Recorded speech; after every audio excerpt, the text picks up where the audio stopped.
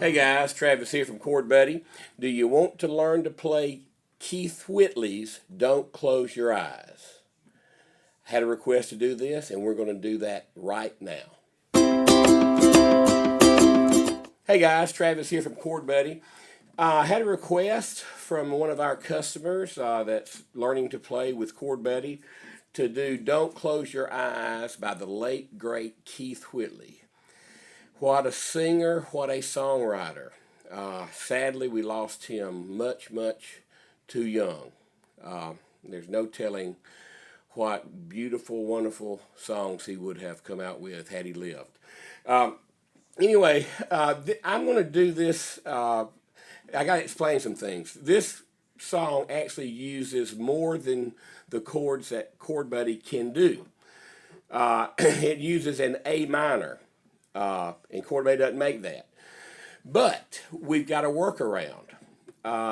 If you play the green, which is the C, and don't play the fifth string, only play the bottom four,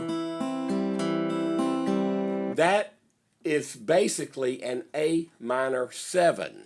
So an A minor 7 will work for an A minor.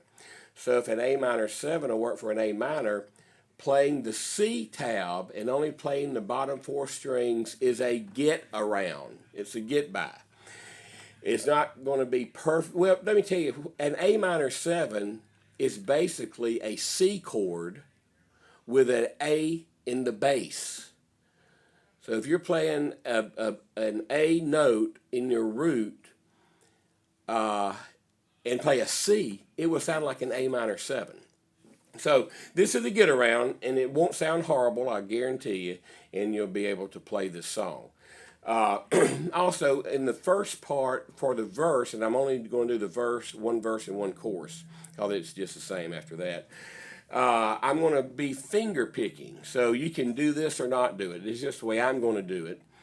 And then on the chorus, I'm going to do a 8th strum, which is 1 and 2 and down, up, down, up, down, up, down, up.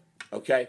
So that way I'm doing two types of patterns. I'm doing a finger picking pattern and then a strum pattern.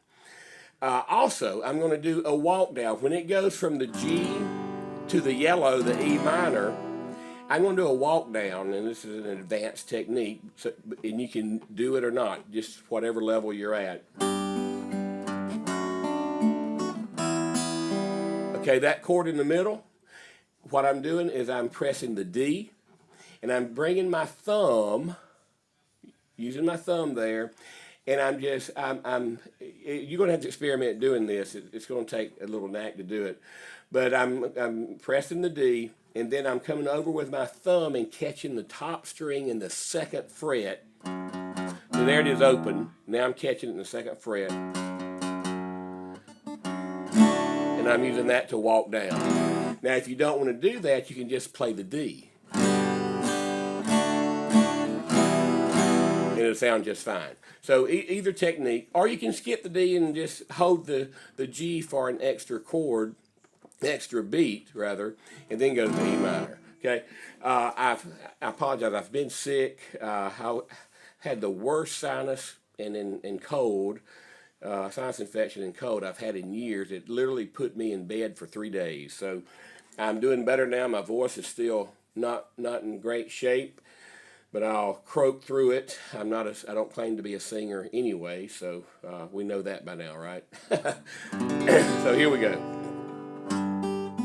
Oh, one more thing. I'm doing a move where I'm holding the G, and then I'm adding the C to it while holding the G. That's used a lot. You're just holding the blue down, add the green to it, and then release the green back where it's only the blue, the G. Okay, so here we go. I know you loved him a long time ago. Lie now in his arms, my arms.